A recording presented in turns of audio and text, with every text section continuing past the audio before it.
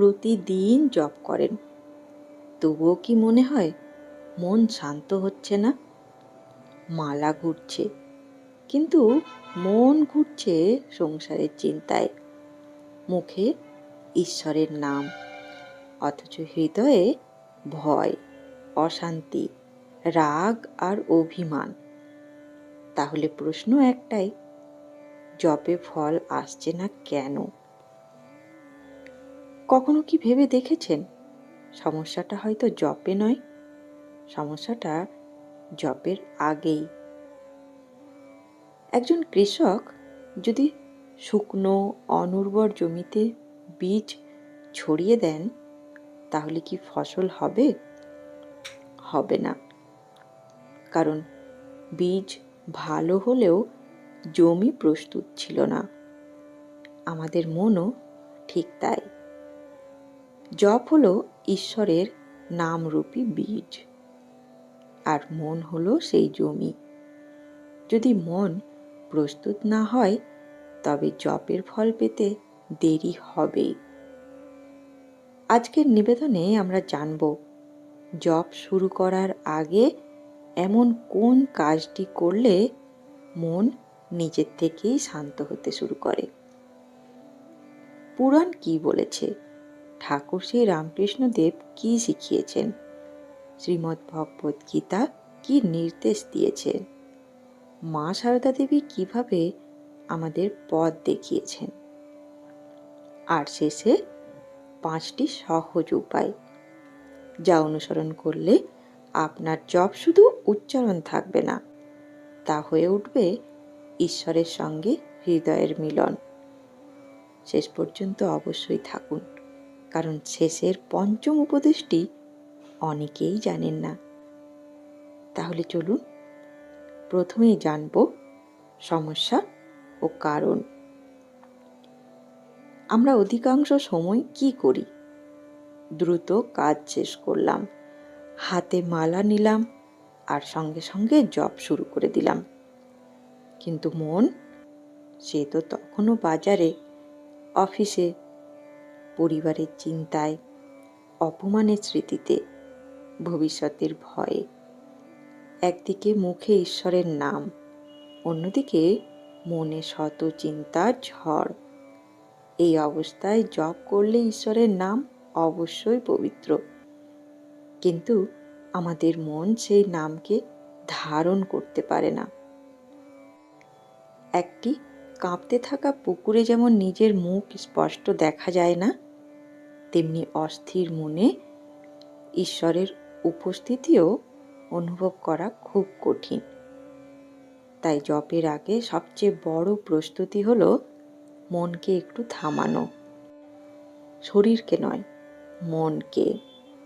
একটু শ্বাস নিন, একটু নীরব থাকুন, নিজেকে বলুন, হে ঠাকুর, এখন কিছুক্ষণ শুধু তোমার কাছে বসতে চাই।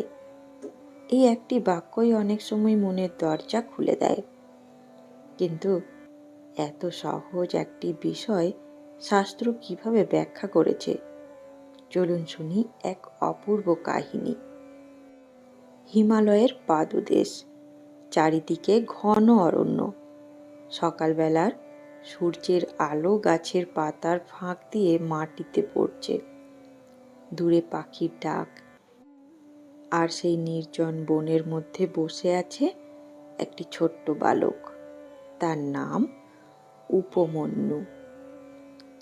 তার পরনে সাধারণ বস্ত্র, চোখে দারিদ্র্যের ছাপ, কিন্তু হৃদয়ে এক অসীম আকাঙ্ক্ষা, আমি মহাদেবকে চাই। একদিন উপমন্যু তার গুরুর কাছে এসে বিনীত কণ্ঠে বলল, গুরুদেব, আমি কি করলে মহাদেবের কৃপা পাব? গুরু শান্ত কণ্ঠে বললেন, শুধু নাম জপ করলেই হবে না বৎস, জপের আগে নিজের মনকে প্রস্তুত করতে হবে। অশান্ত হৃদয়ে জপ করলে শব্দ উচ্চারিত হয়, কিন্তু ভক্তি জাগে না। এই একটি ছোট্ট বাক্য উপমন্যুর হৃদয়ে গেঁথে গেল। পরদিন ভোর, সূর্য তখনও পুরোপুরি ওঠেনি। উপমন্যু নদীতে স্নান করল। তারপর একটি নির্জন স্থানে কুশের আসন বিছিয়ে বসল। কিন্তু সে সঙ্গে সঙ্গে জপ শুরু করল না। সে চোখ বন্ধ করল, ধীরে ধীরে নিজের শ্বাসকে শান্ত করল। তারপর মনে মনে বলল, হে মহাদেব, আজ আমি তোমার কাছে কিছু চাইতে আসিনি।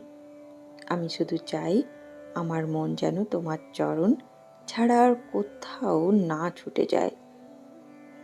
এরপর সে মহাদেবের রূপ স্মরণ করল। জটাজুটোধারী, গঙ্গাধারী চন্দ্রশেখর নীলকণ্ঠ। যখন তার মন ধীরে ধীরে স্থির হয়ে গেল, তখন শুরু হলো জপ। দিন কেটে গেল, মাস কেটে গেল। উপমন্যুর জীবন হয়ে উঠল একটাই সাধনা, জপের আগে মনকে মহাদেবের চরণে সমর্পণ করা। এদিকে দেবলোক থেকেও তার তপস্যার কথা আলোচনায় উঠল। তার ভক্তি কি সত্যি এত গভীর? তার মন কি সত্যিই অটল? তখন মহাদেব নিজেই তার ভক্তকে পরীক্ষা করার সংকল্প করলেন। বিভিন্ন বাধা এলো, অভাব এলো, কষ্ট এলো, কিন্তু উপমন্যুর জপ থামল না। কারণ সে জানত, জপ শুরু হয় মালা হাতে নয়, জপ শুরু হয় হৃদয়ের সমর্পণে। অবশেষে মহাদেব তার সামনে প্রকাশিত হলেন। করুণাময় কণ্ঠে বললেন, বৎস উপমন্যু, তোমার জপ আমাকে আনন্দ দিয়েছে, শুধু নামের জন্য নয়, তোমার কোমল হৃদয়ের জন্য। উপমন্যু সঙ্গে সঙ্গে মহাদেবের চরণে লুটিয়ে পড়ল। তার চোখ দিয়ে অশ্রু গড়িয়ে পড়তে লাগল। সে কোনো ধন, কোনো ঐশ্বর্য, কোনো ক্ষমতা চাইল না। সে শুধু প্রার্থনা করল, হে প্রভু, তোমার প্রতি আমার ভক্তি যেন কখনো নষ্ট না হয়। মহাদেব আশীর্বাদ করে বললেন, যে মন নিজেকে আগে শুদ্ধ করে, যে হৃদয় আগে নিজেকে আমার কাছে সমর্পণ করে, তার জপ কখনো ব্যর্থ হয় না। এই কাহিনী আমাদের কি শিক্ষা দেয়? আমরা অনেক সময় তাড়াহুড়ো করে মালা হাতে নিই, কিন্তু উপমন্যু আমাদের শেখায়, জপের আগে মনকে শান্ত করো, অহংকারকে নামিয়ে রাখো, সব দুশ্চিন্তা ঈশ্বরের চরণে রেখে দাও, তারপর তার নাম উচ্চারণ করো। কারণ জপের ফল মন্ত্রের সংখ্যায় নয়, হৃদয়ের প্রস্তুতিতে। আর যে হৃদয় প্রস্তুত, সেই হৃদয়ে একবারের ডাকও মহাদেবের কাছে পৌঁছে যায়। চলুন এবার শুনব ঠাকুর শ্রী রামকৃষ্ণদেবের উপদেশ। উপমন্যুর কাহিনী আমাদের একটি বড় শিক্ষা দিল। জপের আগে মনকে প্রস্তুত করতে হয়। ঠিক এই কথাই অন্যভাবে বুঝিয়েছেন ঠাকুর শ্রী রামকৃষ্ণদেব। ঠাকুর বলতেন, মনেতেই বদ্ধ, মনেতেই মুক্ত। আমরা প্রায় ভাবি সংসারের কাজ, মানুষের ব্যবহার কিংবা নানা সমস্যা আমাদের ঈশ্বর চিন্তা থেকে দূরে সরিয়ে দেয়। কিন্তু ঠাকুর বলেছেন, বাধা বাইরে নয়, বাধা আমাদের মনে। যদি মন ঈশ্বরের দিকে ফিরে যায়, তবে সংসারের মধ্যেও ভক্তি সম্ভব। আর যদি মন কামনা, অহংকার, রাগ ও অভিমানে ভরে থাকে, তবে মন্দিরে বসেও ঈশ্বরকে অনুভব করা কঠিন। ঠাকুর আর এক জায়গায় বলেছেন, ব্যাকুলতা হলে তাকে দেখা যায়। জপের আগে আমরা কি করি? মালা হাতে নিই, কিন্তু হৃদয় কি সত্যি ঈশ্বরকে ডাকে? নাকি মন তখনও হিসেব, চিন্তা, অভিমান আর ভয়ের মধ্যে ঘুরে বেড়ায়? ঠাকুরের শিক্ষা হলো, জপের আগে এক মুহূর্ত থামুন, নিজেকে জিজ্ঞাসা করুন, আমি কি সত্যিই তাকে চাই?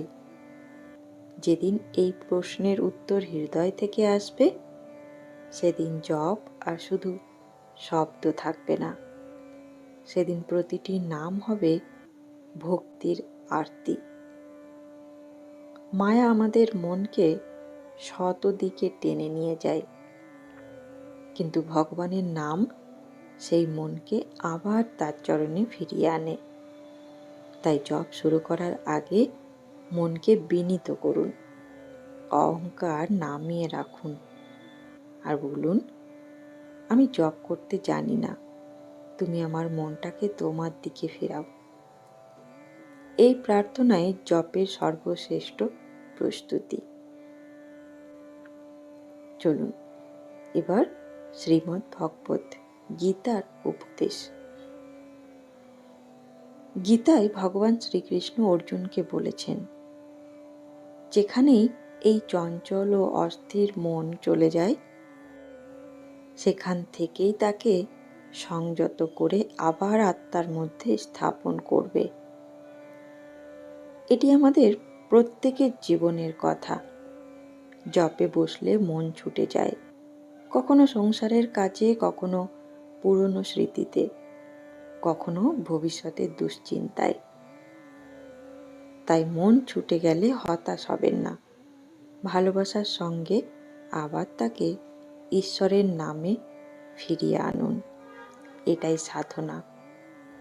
আবার ভগবান বলেছিলেন, অনন্য চিত্ত হয়ে যে সর্বদা আমাকে স্মরণ করে, আমি তার কাছে সহজলভ্য।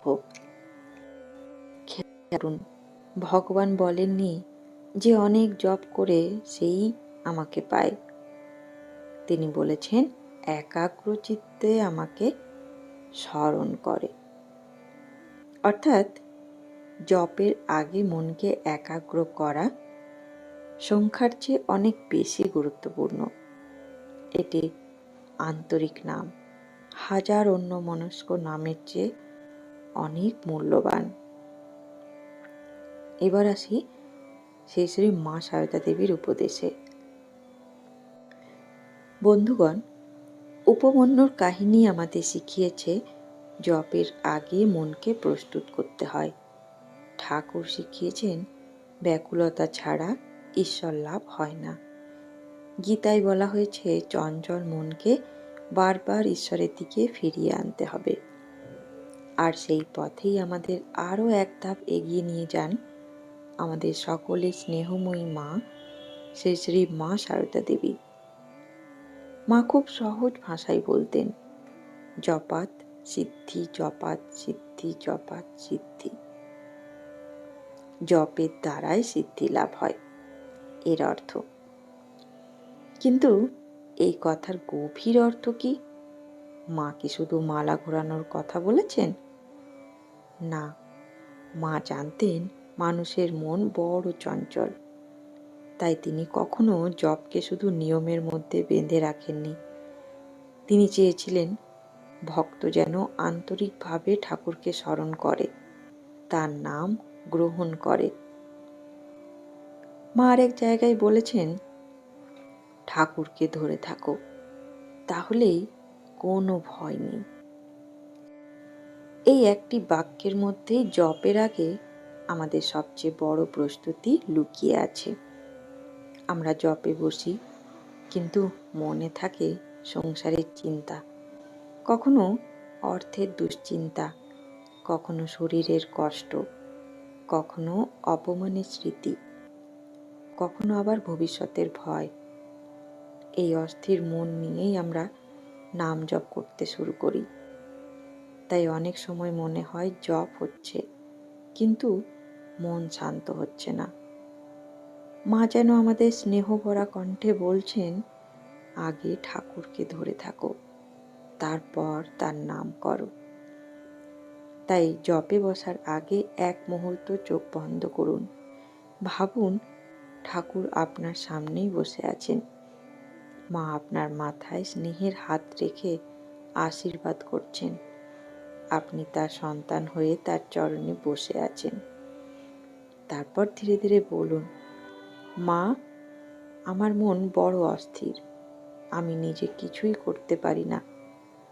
আজ আমার মন, আমার অহংকার, আমার দুঃখ, আমার ভয় সব তোমার চরণে সমর্পণ করলাম। তুমি নিজেই আমাকে তোমার নাম করতে শেখাও। দেখবেন মনের অস্থিরতা ধীরে ধীরে কমে আসছে। জপ তখন আর শুধু একটি নিয়ম থাকবে না, তা হয়ে উঠবে সন্তানের সঙ্গে মায়ের অন্তরের কথা। মালা তখন শুধু হাতে থাকবে না, প্রতিটি নাম হৃদয়ের গভীর থেকে উঠে আসবে। আর সেই জপেই ধীরে ধীরে জন্ম নেবে ভক্তি। সেই ভক্তি থেকে আসবে শান্তি। আর সেই শান্তি একদিন আমাদের ঠাকুরের আরও কাছে পৌঁছে দেবে। কারণ মা সারদা দেবী দৃঢ় কণ্ঠে বলেছিলেন, জপাত সিদ্ধি, জপাত সিদ্ধি, জপাত সিদ্ধি। অর্থাৎ যে ভক্ত আন্তরিক হৃদয়ে ঈশ্বরের নাম ধরে রাখে তার জীবন একদিন অবশ্যই ঈশ্বরের কৃপায় আলোকিত হয়। বন্ধুগণ, এতক্ষণ আমরা জানলাম উপমন্যুর অটল ভক্তি, ঠাকুরের উপদেশ, ভগবদ্গীতার শিক্ষা এবং মা সারদা দেবীর স্নেহময় বাণী। এখন প্রশ্ন হলো, আগামীকাল ভোরে বা আজ সন্ধ্যায় আপনি যখন জপে বসবেন তখন ঠিক কী করবেন? আসুন 5টি সহজ কিন্তু গভীর উপায় জেনে নেওয়া যাক। প্রথম উপায়, নিজেকে থামিয়ে দিন। জপ শুরু করার আগে অন্তত 1 মিনিট নীরবে বসুন। চোখ বন্ধ করুন, গভীর শ্বাস নিন, তারপর ধীরে ধীরে ছেড়ে দিন। এই সময়ে নিজেকে বলুন, এখন আমি সংসারের সব চিন্তা কিছুক্ষণের জন্য ঈশ্বরের চরণে রেখে দিচ্ছি। দেখবেন মন ধীরে ধীরে শান্ত হতে শুরু করেছে। দ্বিতীয় উপায়, প্রণাম করে ক্ষমা প্রার্থনা করুন। মনে মনে বলুন, হে ঠাকুর, আমি জেনে না জেনে অনেক ভুল করেছি। আমার অহংকার, রাগ, অভিমান ও অশুদ্ধ চিন্তা ক্ষমা করো। আজ তোমার নাম করার যোগ্যতা দাও। এই বিনয়েই জপের দরজা খুলে দেয়। তৃতীয় উপায়, ঈশ্বরের রূপ স্মরণ করুন। মালা হাতে নেওয়ার আগে 1 মুহূর্ত ভাবুন, ঠাকুর আপনার সামনে বসে আছেন। মা স্নেহভরা দৃষ্টিতে আপনার দিকে তাকিয়ে আছেন। আপনি তাদের চরণে বসে আছেন। এই ভাবনা মনকে দ্রুত একাগ্র করে। চতুর্থ উপায়, সংখ্যা নয়, ভালোবাসাকে গুরুত্ব দিন। আজ কত মালা হবে, কতবার নাম হবে, সেই হিসেব ভুলে যান। বরং প্রতিটি নাম এমনভাবে করুন যেন প্রতিটি নামের সঙ্গে আপনার হৃদয়ও ঈশ্বরের দিকে এগিয়ে যাচ্ছে। মনে রাখবেন, ঈশ্বর সংখ্যা গোনেন না, তিনি ভক্তের আন্তরিকতা দেখেন। পঞ্চম উপায়, জপ শেষে সঙ্গে সঙ্গে উঠে যাবেন না। জপ শেষ করে অন্তত 1 মিনিট নীরবে বসে থাকুন। যে শান্তি অনুভব করছেন তা হৃদয়ের গভীরে ধারণ করুন। তারপর বলুন, হে প্রভু, আজ সারাদিন আমার মন যেন তোমার নামেই স্থির থাকে। এই একটি অভ্যেস ধীরে ধীরে আপনার পুরো জীবন বদলে দিতে পারে। বন্ধুগণ, আজ থেকে যখনই জপে বসবেন মনে রাখবেন, জপ শুরু হয় না মালা হাতে নেওয়ার মুহূর্তে। জপ শুরু হয় সেই মুহূর্তে যখন একটি হৃদয় সত্যি ঈশ্বরকে ডাকতে শেখে। তাই তাড়াহুড়ো করবেন না। আগে মনকে শান্ত করুন, নিজেকে তার চরণে সমর্পণ করুন, তারপর তার নাম নিন। দেখবেন একদিন সেই নামই আপনার অশান্ত মনকে শান্ত করবে, ভাঙা হৃদয়কে জোড়া লাগাবে, অন্ধকার পথকে আলোকিত করবে আর আপনাকে ধীরে ধীরে ঈশ্বরের আরও কাছে নিয়ে যাবে। ধন্যবাদ। ভিডিওটি ভালো লাগলে ভিডিওটিকে লাইক, শেয়ার এবং চ্যানেলটিকে সাবস্ক্রাইব করে নেবার অনুরোধ রইল। সাথে আরেকটি অনুরোধ, যদি ভিডিওটি আপনাদের ভালো লাগে তাহলে কমেন্টে আপনাদের মতামত অবশ্যই জানাবেন।